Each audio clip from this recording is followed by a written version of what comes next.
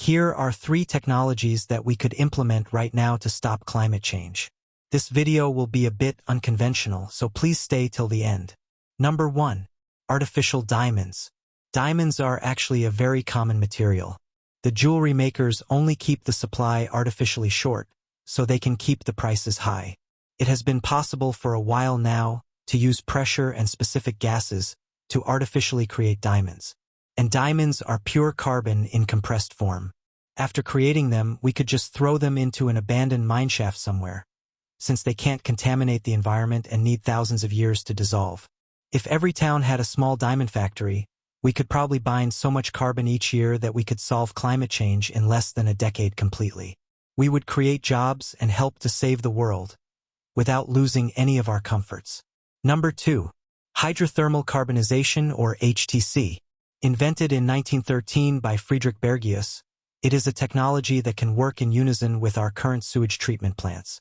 Hydrothermal carbonization is a thermochemical conversion process that uses heat and pressure inside a system of pipes to separate wet biomass, aka sewage, or even your house trash, into coal dust, clean water, and a fluid that can easily be refined into fuels like gasoline. The coal dust can also be used as a building material enforcing concrete, binding carbon in stone for hundreds or maybe thousands of years. All that garbage that we don't know how to get rid of permanently could simply get burned or shredded, then mixed with water and finally processed through this machine. If every human settlement had a hydrothermal carbonization plant, and a small oil refinery, every town, village, and city could produce their own gasoline to fuel their vehicles with, which would mean shorter supply lines, and thus it would be CO2 neutral. We could create jobs and help to save the world, again without losing any comfort to our lives. Number 3. Cannabis plants. I'm not talking about the smokable variation here. I talk about the low THC version. This plant is a goldmine to solving almost all of our problems.